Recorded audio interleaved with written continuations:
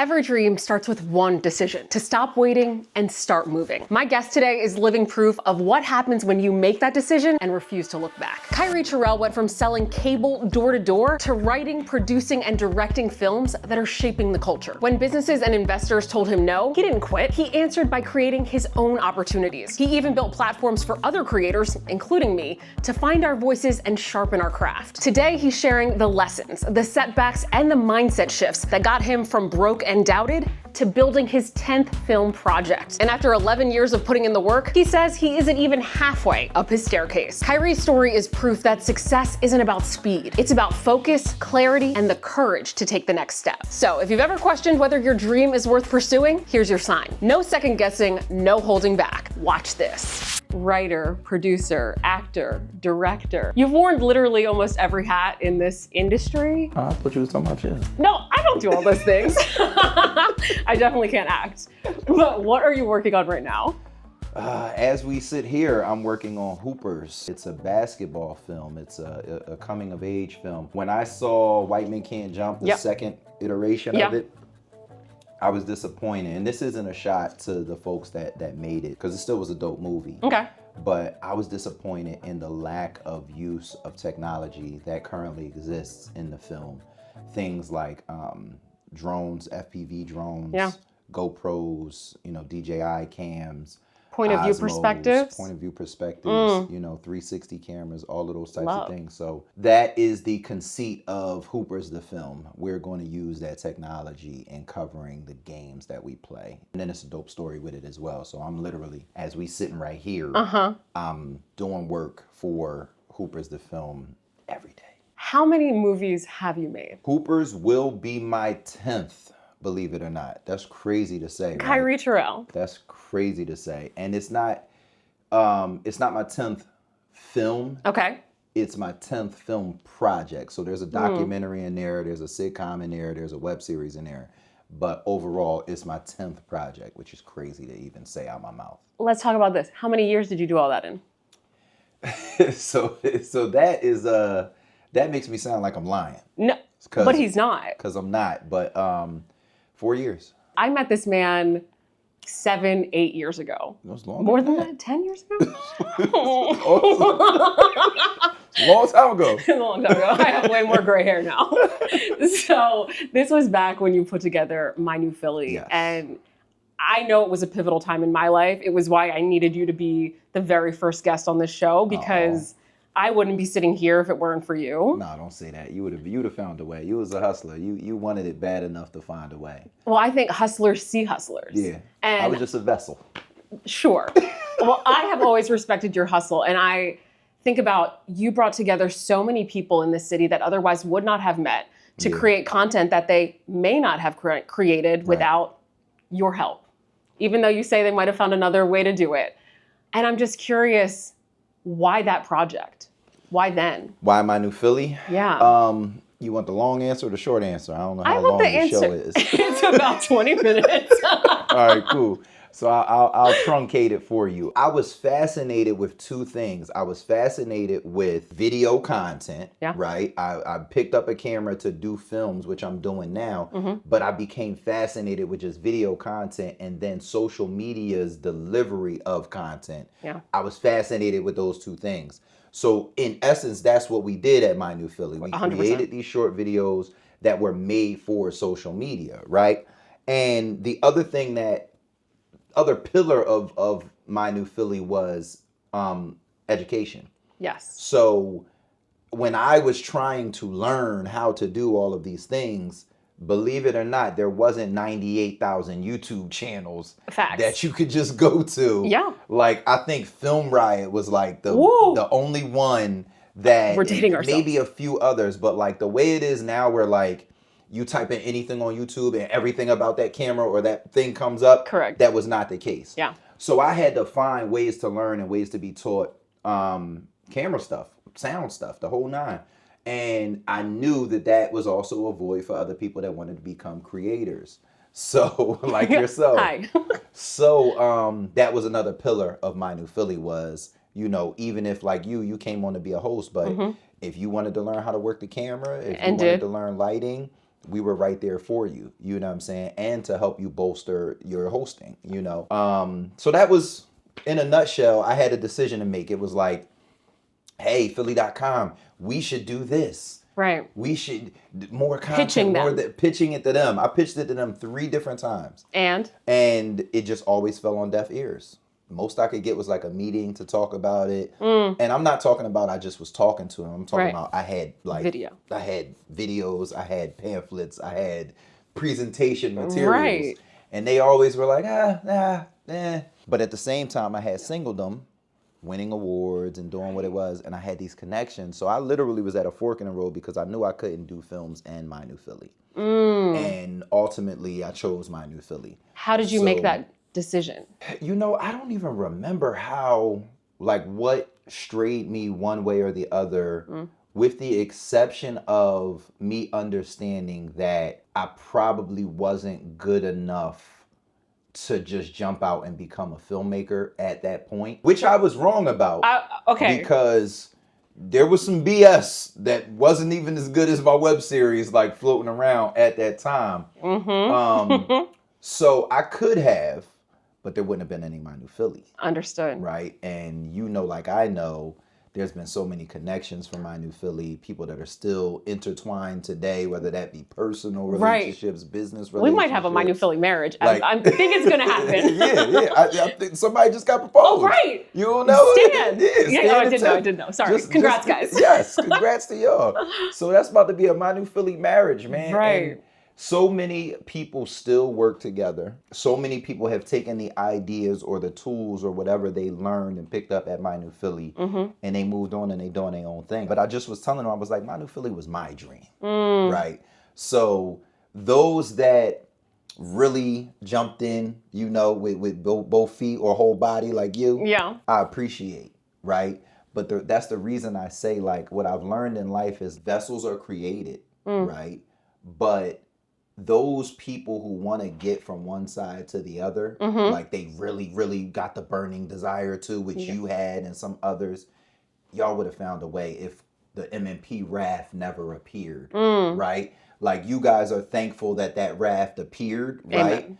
But that raft appeared because I wanted to get to the other side. Yeah. I just happened to be one of these creators that was like, well, there's got to be other people like me. Let me build a big ass raft so that others that want to jump on can take the journey with me. Okay, so I want to talk about a couple of months ago we had the MMP rap party. Yes, reunion party.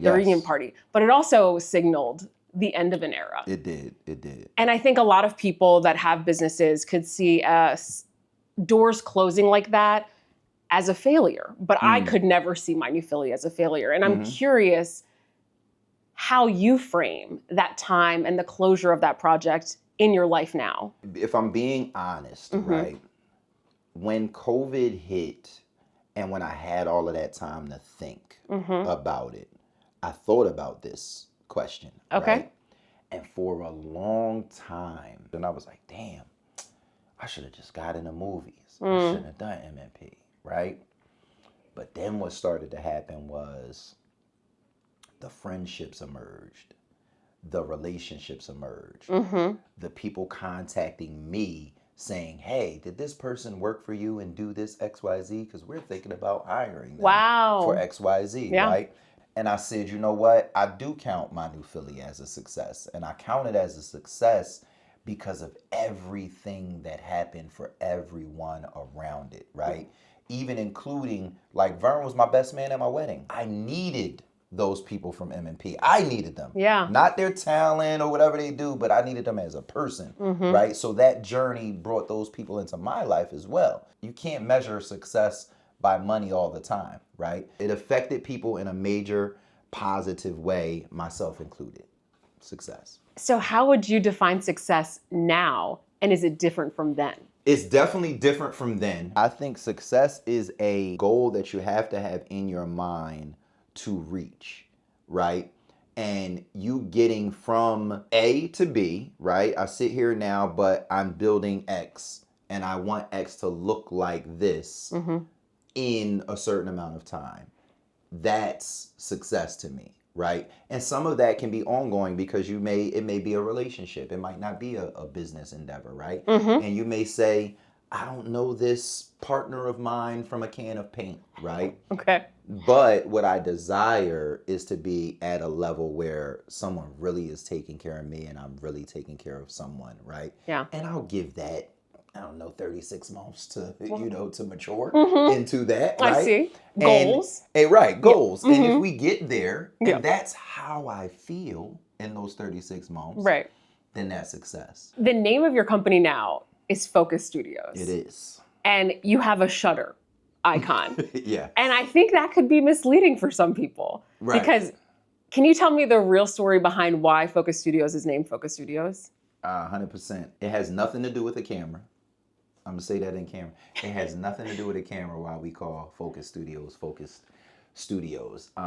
If it does, it's because a camera focuses, right? But that was not my thought. I did know it was a clever metaphor in naming it that, but my thought was to remain focused. It was to stay focused. And it's ironic that you asked me that question after my explanation of what I would call success is, because I was in Miami with a friend for about a week, and this friend was very successful, and everybody was older than me.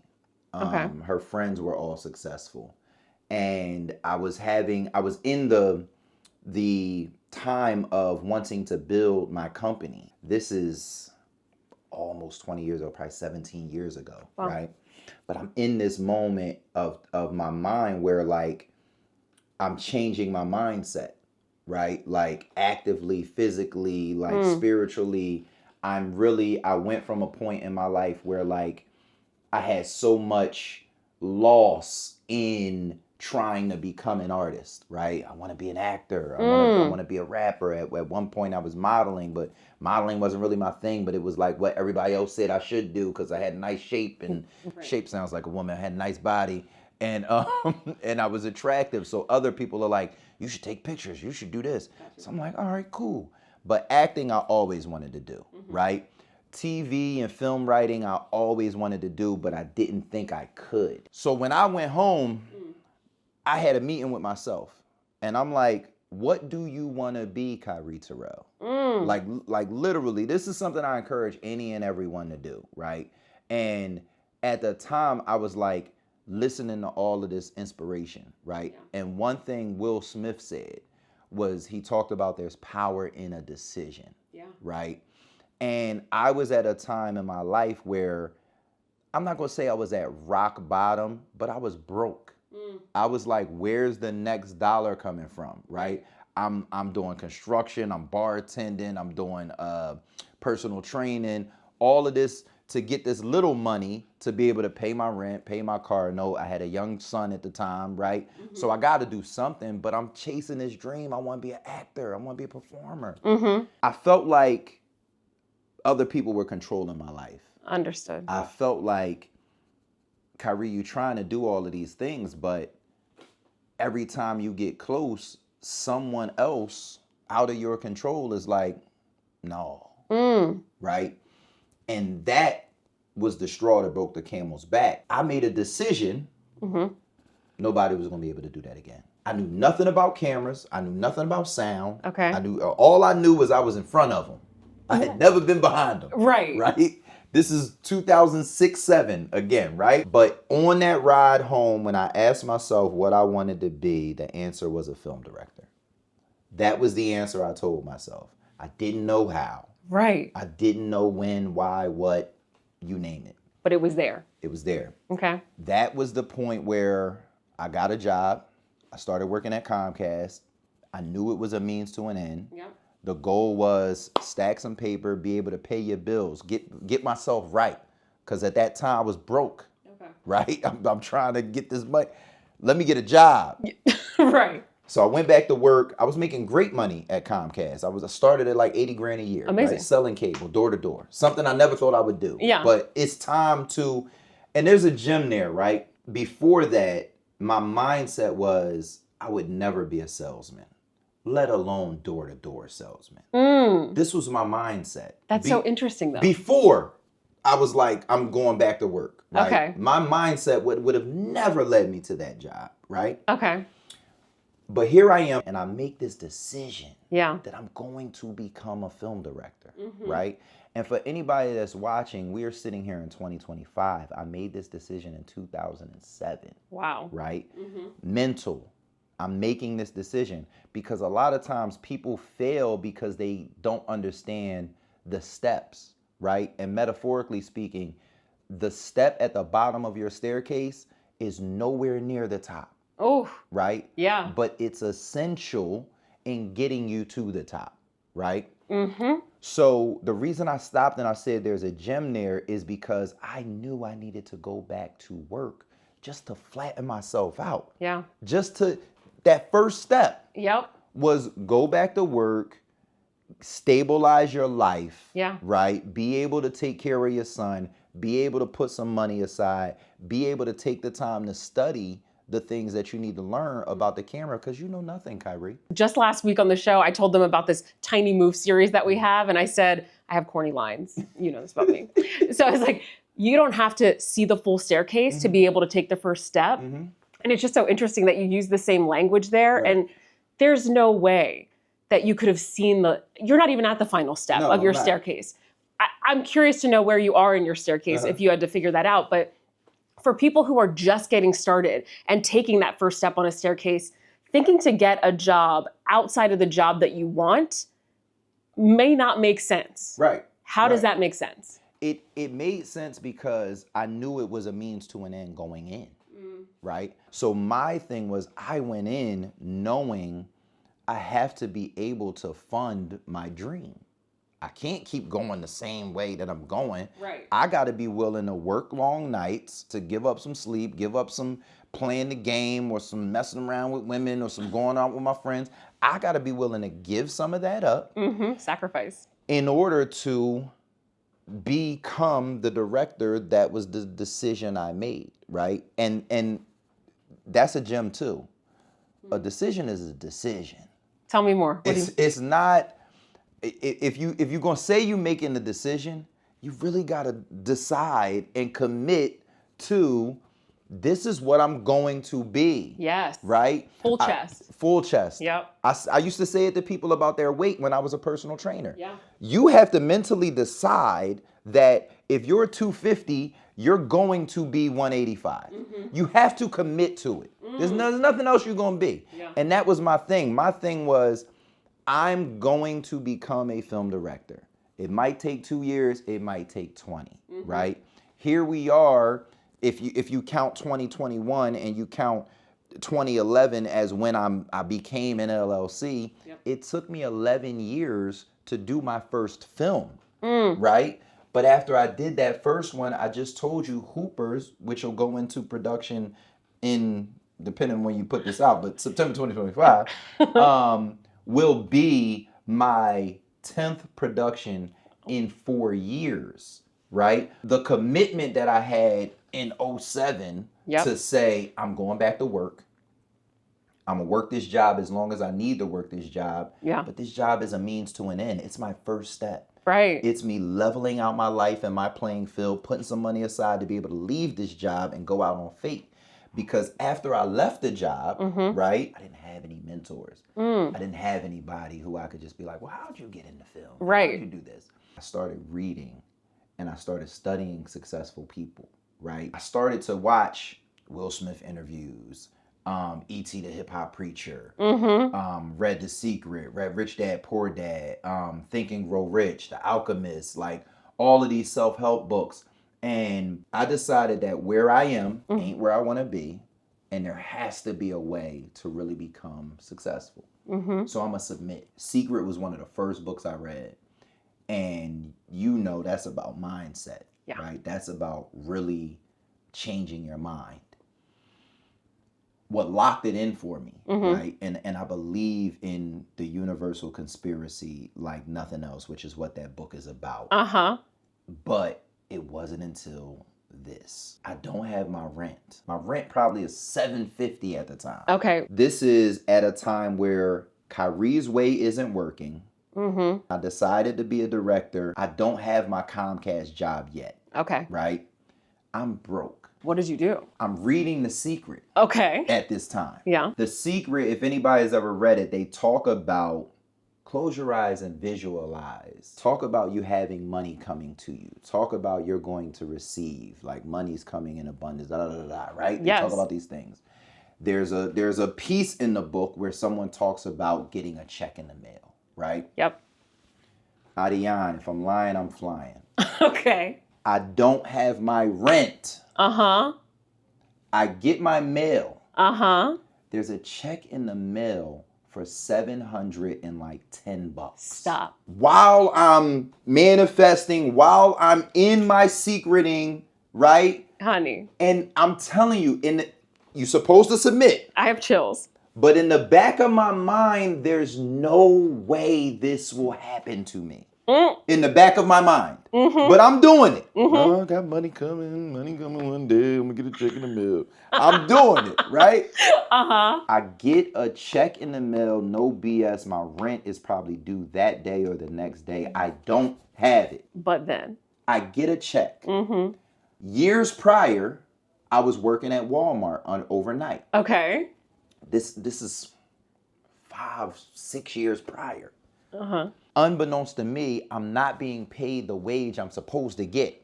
Get out of here. A class action lawsuit goes into effect. Whatever happened in those 5 or 6 years, this is the day my check comes. They owed me $710. Wow. My rent was $750, Adiane. Wow. Right? So now what the book is talking about, right, happens to me. I'm locked in. Wow. I'm gonna have Range Rover. I'm gonna do this. More checks is coming. More checks. Love, pretty women. Whatever I want is mine. Right? You're crazy. I'm going ham on the manifestation after this. Yes. You understand? I do actually. Because it happened. Exactly. I'm like, it happened? I've been there. What the? How? But now I'm locked into the manifestation. Yeah. Now this shit works, and that was a sign to tell me, lock in. Right. Right? I drive a Range Rover now. I'm getting rid of it, but but that tells you where you are on your success journey too. Exactly, right? Stuff like that don't even matter to me no more. I couldn't fathom it back then. Right. But I'm like, the book says fathom it. Right? Now here I go from the manifestation to what I'm in. It works. Yeah. Right? Big time. So I think it works when you submit, and only when you submit. Yes, you have to. But that was a lesson in submission for me. I was like 80-20. I was doing it, but in the back of my mind, I'm like, no check coming. Right. Checks don't just magically appear. But here you're putting together this idea for Focus Studios, and you have this moment of incredible clarity now. And it's like... And this was why I took the first step. When I say I would never have taken a sales job, I was in full submittal mode. Wow. Full submittal mode. And the long story short was the word that summed it all up was focus. And that was why I named the business Focus Studios. It had nothing to do with the camera. I want to come back to that question that I asked you before. You talked about being at your first step with the Comcast job. Do you know where your final step is? Do you have that painted, or are you leaving it open? Okay. I do. I'm not even at the middle of the staircase right now. Wow. And I can see it. Right? It might be my next step or two. If I was to throw my leg up, I might get to that middle right now. But I'm in the beginning stages of filmmaking, right? The beginning stages where I'm making mistakes, right? Where I'm watching my films back and I'm like, damn it, if I coulda, shoulda, woulda had this or that, right? Now, granted, my budget ain't as big as some of these people y'all seeing out here, right? So we're gonna make some mistakes that we could have cleaned up. We're also gonna make some perceived mistakes that we just couldn't afford to fix. Understood. Right? So that's where we are right now. I think the middle of that staircase, right, that next step that I'm very close to is another company, and I don't necessarily mean like HBO or Netflix or anything like that. It could be an independent company, right? Because I've been successful in raising money independently for my films. But that next step is that independence money growing, right? Yep. To a point where the money ain't the excuse. Ooh, right? Say more on that. You had what you needed to get done a film of this magnitude. Yep. And you messed it up, Kyree, right? Or you excelled, Mm. right? And I know for a fact that doing movies the way me and my team have been doing these movies, when the rubber meets the road and that investment comes on, that's like, oh, you can do exactly what you need to do with this investment. Yep. You don't have to cut a corner, right? We're going to be so good at, and I preach this to my team, I never want to lose the creativity aspect. Because when your budget's down here, but your goal is up here, you find a way. Yes. You find a way, right? You have to. I never want our budget to be up here and us to just be like, well, we'll just do this and we'll just do that and we'll just do this. No. How did we get it done down here? So I preach that, but that's where I am. I'm approaching the middle of that staircase where someone somewhere is going to see what we're doing, and the investment in let's get it done the right way is going to happen, right?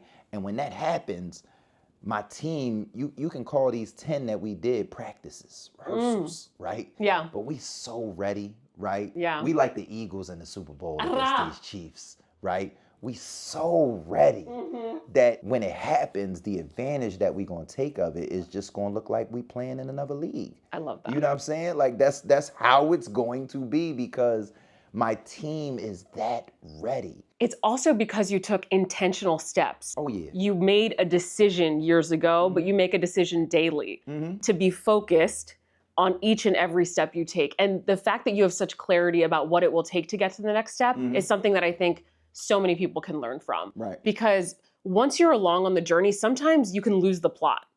And as a writer, you definitely know what I'm talking about. Yeah. To keep that sort of focus, I think separates the people who have an idea and the people who have many ideas and have successful ones. Right. It's not even just that they have an idea, it's that they focus in on that one. They get the thing done. Right. But that's the middle of the staircase, if you will. That's where you arrive at a point where it's like, everybody knows what I can do. 100%. Because I took that next step and I executed, right? And now everybody knows what I can do. So now the choice is mine, what next steps I want to take, right? And to bring that full circle, for me, the top step, if you will, the where I feel like I will have arrived is when a network is paying me for what's up here. So that's a developmental deal, right? The people like Issa Rae, who I love, has a developmental deal. Kenya Barris, Kevin Hart, Adam Sandler, like I could go on. These people are being paid for what's here. That's my pie in the sky, right? Where I want to do that, for 10 years or whatever it may be. And I'm gonna buy me a farm. I'm gonna get me some chickens, some horses, some dogs. Hilarious. All these types of things. I'm a plant. I'm gonna be a big farmer. Okay, right? great thumb. That's what I want to do, right? That's how I'm gonna ride off into the sunset. Never would have You know seen what I'm saying? That's my thing. You ain't know. I didn't know. I'm a fan of photosynthesis, and I love animals. He's as dorky as I am. I just need you to know that. He might come off like cool and suave. It's fascinating. Nerd. Does Natasha know she's going to be on the farm? Oh yes. Okay. 100%. I just wanted to make sure. Yeah, she's not with it. Okay. Like, I couldn't see her on the farm. No, she's like, we gotta have a nice rancher with another home. Yeah. Where you could be and I could be. Like, that's where she is with I it. support you. Which I'm okay with. Okay. Saying, because I'm gonna be out there getting dirty. Bye. I am. Okay, final question. What's up? Do you have a mantra, or is there something that you say to yourself when things get hard to keep you moving forward? I don't know if I have like a mantra that I could just pull out and be like, I always say this, or I always do this. But my young life was very, very rough. And there was something that my uncle said to me when I was young, and it stuck with me. And that was, you don't get to choose your childhood, but you get to choose your adulthood. And essentially what he meant was, everything that's happening to you now ain't your fault. Work hard so that when it is your fault, it's not effed up, right? And that stuck with me. Okay. It actually became my North Star as a young child. I know for a fact it changed my trajectory of life and living that day, like when I heard it. Wow. You know, yeah. Like it's weird how things can happen to people like that if you're paying attention, but it's something I've said over and over and over again, and it's something that I always thought about, because I had a frustration of understanding and living and knowing beyond my years, but I'm 15, I'm under somebody else's care, I have to listen and perform their way. It's frustrating for me, especially when it's not your parents. That part. Because for me, it wasn't my parents, it was these people I live with now for 6 months or for a year or for 3 months or 3, and whatever their culture in their house was, whether it was right or not, it was just, I had to adhere to, you know. And then when my mother was around for my childhood, it wasn't the best of times, but I still had to adhere to or live within it. And because I was brilliant beyond my years, it was frustrating. Yeah. I remember when I aged out of foster care, I was put in what's called independent living. I remember when you told me the story. Yes. I remember the day I got my keys. I had no furniture, nothing in the home, but laying on the floor in that apartment on some pillows with my little young John I had at the time, and just having this, it's on me now, sigh of relief. Probably most kids in that is like, what am I do? Oh, I could not wait to take care of myself. Wow. I couldn't wait. Kai, thank you for showing up today. Thank you for being the man that you are and being the lifelong friend that you are to so many people. I can't wait to see when you get to that top step, but I'm here to cheer you on each and every step of the way. I appreciate it. Yeah. I appreciate it. You know I love me some you. Love me some you. Listen, there were so many gems in that episode. Kyree highlighted the power of the first step, reminding us that our first step and our final destination may not always seem aligned to others and even to ourselves. But if you take that first step with intention, you will see results. Now, that step looks different for all of us. It might be getting a job to fund your dream. It might be sacrificing a little comfort, or just committing out loud to what you want. So if you haven't already, ask yourself, what's my first step? If you don't know where to start, you can check out this video on my page called the 15-Minute Fear Hack. It'll help you choose that first step and show you how to take it. Kyree also talked about redefining success. He said success isn't always about money. It's about impact, relationships, and progress towards the life you're building. Sometimes success looks like a finished film. Sometimes it looks like the friendships and doors that project opened. But just remember, even if the step you take today doesn't land you on your final step, just know that taking that step is still a success. Next gem, your adulthood, your choice. Listen, I know we're not all born into the perfect situation for us to pursue our dreams, but that doesn't have to stop you. The advice Kyree's uncle gave him was so powerful. He said, you don't get to choose your childhood, but you do get to choose your adulthood. That means no matter what you've been through,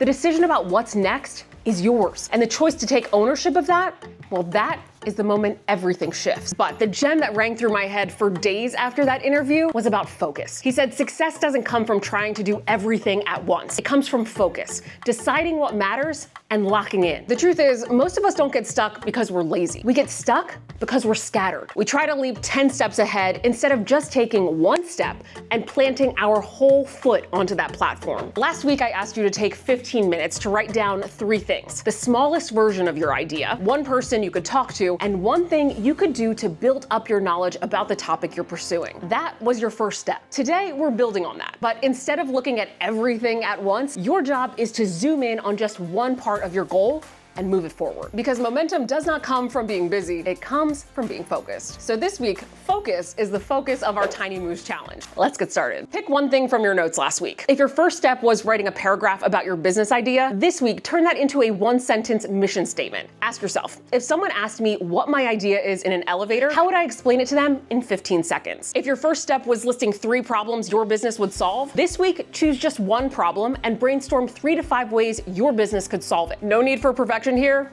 We're just getting some options. If your first step was thinking of one person to talk to, this week, actually send them a text, a DM, or an email to set up a quick conversation. You don't have to wait for that idea to be fully polished.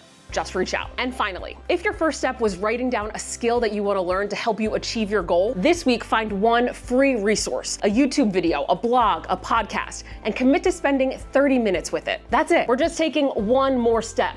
So don't half-ass it. Put your entire foot on that platform and commit to what you're focused on this week. If it helps, just know that I am literally on this journey with you. Just like you, I have goals that I'm trying to achieve while I'm living life and paying bills. I mean, guys, I started a brand new job the exact same day that I launched this podcast, which in hindsight was insane. And finding the time to balance both has been a challenge. But I've had to do exactly what I'm telling you. I've had to focus. And that meant I don't get to do all of the ideas that I've dreamed up for this show right now. Do I wish I could post new Watch This content on my social media channels every single day? Sure do. Do I wish I had time to create a digital guide that could help you move through these steps? Yep. But right now I am focused on making sure that I consistently deliver quality episodes to you every other Sunday. That's the step I'm on right now. With time, I know that putting the episodes together will be quicker, and I'll get into the rhythm at my new job, so I'll have that extra time to turn my ideas into reality. But today, this is where my feet are planted, learning, growing, and living in this part of my dream. And there's beauty in that. So where are your feet planted this week? Wherever it is,